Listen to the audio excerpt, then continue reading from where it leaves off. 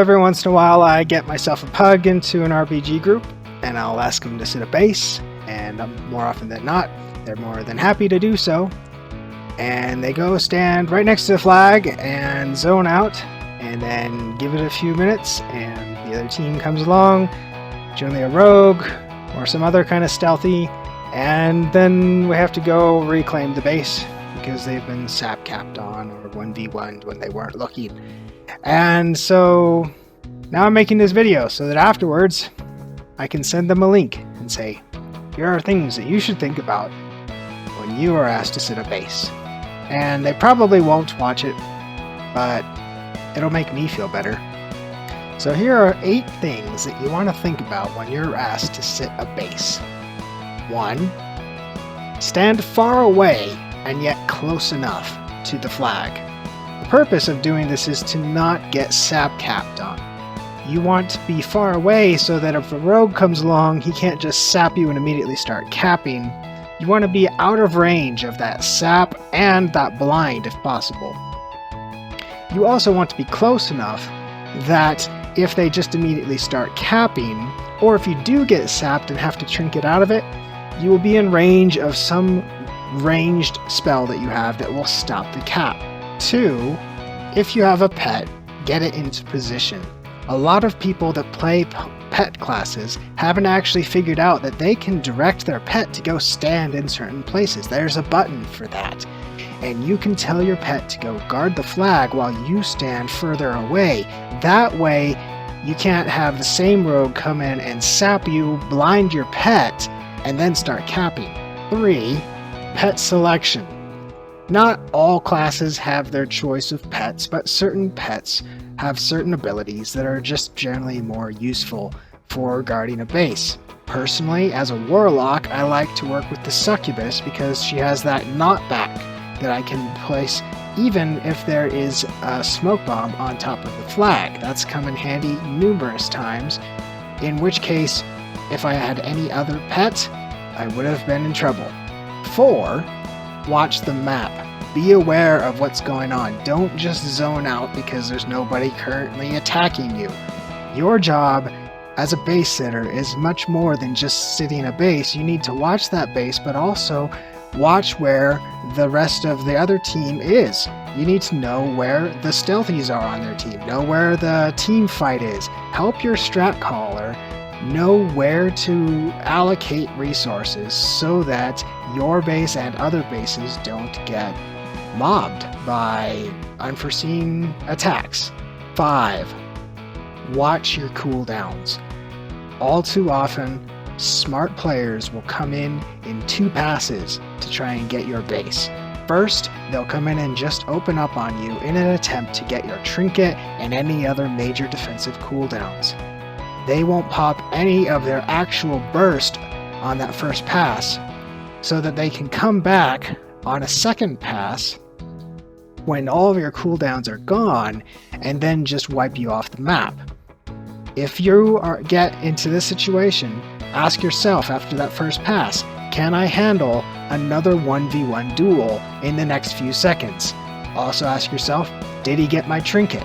If so, let your strat caller know and try to set up a trade of positions between you and somebody else, or just to have somebody nearby who can come in quickly when your ink is called for that second pass. 6. Know what abilities will stop a cap.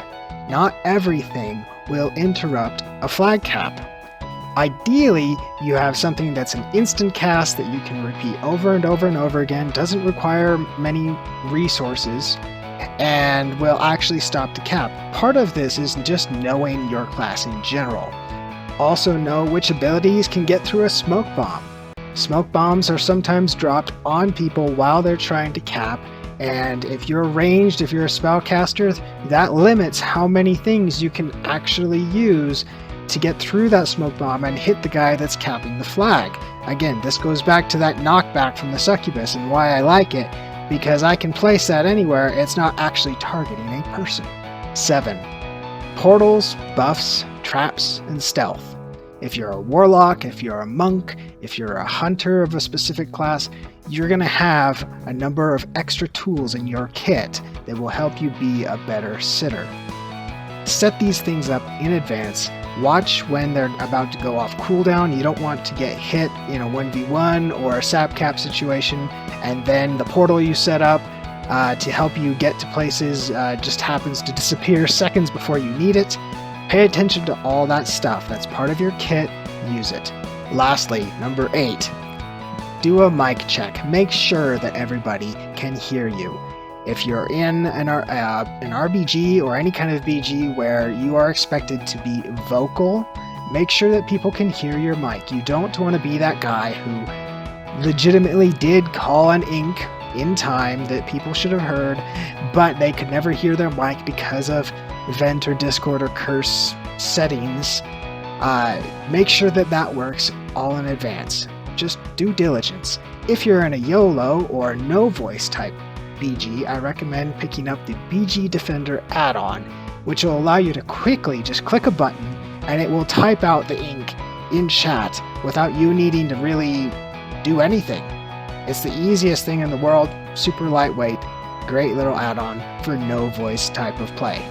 Despite all these preparations, sometimes circumstances will just line up that you will still get capped on. The team might just be incredibly good or might have extra people to send your way without you knowing or without anybody else knowing. That sort of thing happens, but you don't want to be the base sitter who is asked to do one of the easiest jobs, but also one of the most crucial jobs towards your team winning, and then you end up failing because you could have done something better and didn't. Don't trivialize any of this stuff. Be aware of what you're doing, play the game seriously, don't just zone out, and you'll do a lot better, and you'll probably be asked to come back over and over and over again. I know I've run several seasons where good base sitters are hard to find, and if I find them and if they're willing to do the job and they do the job well consistently, I keep them on my friends list, and they're my go-to people when I need them. So I really do, as a strat caller, really do appreciate a good base sitter on my team. So that said, I hope this was helpful to you. If you know anyone that needs to review some of these tips, feel free to share the link with them, like and subscribe, and I'll be back next week with another video. On the hunter, kill this hunter, he's overextended. Drop him, dead. Mage. 2 on target, 3 on target. Swap to rogue. Drop the rogue. Nice, the rogue's dead. Do not push into their graveyard. Peel back. This lock is way overextended and behind us. Kill the lock.